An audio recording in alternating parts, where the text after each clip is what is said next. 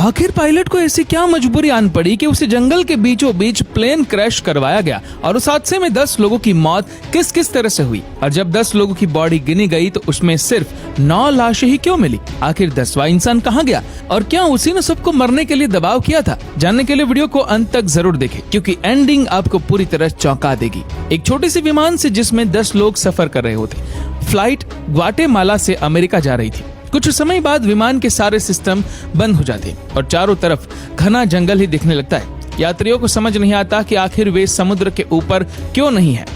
एक महिला एरोस्टेस से पूछती है तो उसे बताया जाता है कि पायलट मौसम के कारण रास्ता बदल सकता है, लेकिन तब तक पायलट घबरा चुका होता है। रेडियो काम नहीं कर रहा था और अचानक ईंधन खत्म होने की चेतावनी बजने लगती है।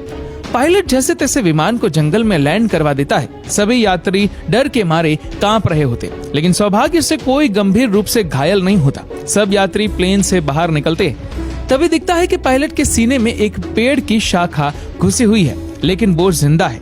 एक यात्री घबराकर विमान का दरवाजा तोड़ देता है और सब भागते हैं, लेकिन एक यात्री अजीब व्यवहार करता है। वह आग बुझाने के बजाय अपना सामान ढूंढने लगता है। एक समझदार महिला यात्री आग बुझाने की कोशिश करती है। अभी का व्यवहार देखकर उसे शक होता है कि वह कुछ छिपा रहा है। इस बीच एरोस्टेस की मौत हो चुकी होती है और पायलट बेहोश होता है। चारों तरफ सिर्फ घना जंगल है, न कोई नेटवर्क न मदद। कुछ यात्रियों को लगने लगता है कि शायद कोई उन्हें देख रहा है। एक लड़की को महसूस होता है कि कोई झाड़ियों के पीछे से उन्हें घूर रहा है, लेकिन जब वह देखती है तो वहाँ कुछ नहीं होता।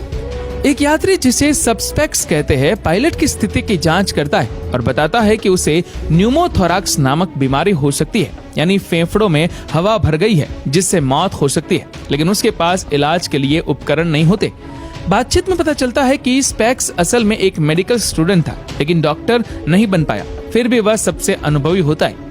पायलट की हालत बिगड़ती जाती है। बियर्ड मैन को हार्ट की बीमारी होती है और उसकी दवा बस 6 दिन तक चल सकती है। स्पेक्स के पास इलाज का कोई साधन नहीं होता। बियर्ड मैन के पास एक चाकू निकलता है, जिसे देखकर सब चौंक जाते हैं, क्योंकि प्लेन में चाकू कैसे आया। स्पेक्स चाकू को आग में गर्म करता है और पायलट के इलाज की कोशिश करता है। गोल्डन गर्ल को प्लेन के बाहर कोई छाया नजर आता है, जैसे कोई और भी जंगल में है। फैटी आंटी चोरी छिपे अभी के बैग की जांच करने की कोशिश करती है, लेकिन बैग लॉक होता है। रात होती है, सब सो जाते हैं, लेकिन कोई एक व्यक्ति उठता है और सीधे पायलट के पास जाता है। वह कपड़ा उसके चेहरे पर रखता है और उसे मार देता है। सुबह पायलट की लाश मिलती है। सब सोचते हैं कि उसकी मौत बीमारी से हुई होगी, लेकिन स्पेक्स को शक होता है क्योंकि उसके शरीर पर इन्फेक्शन का कोई लक्षण नहीं होता।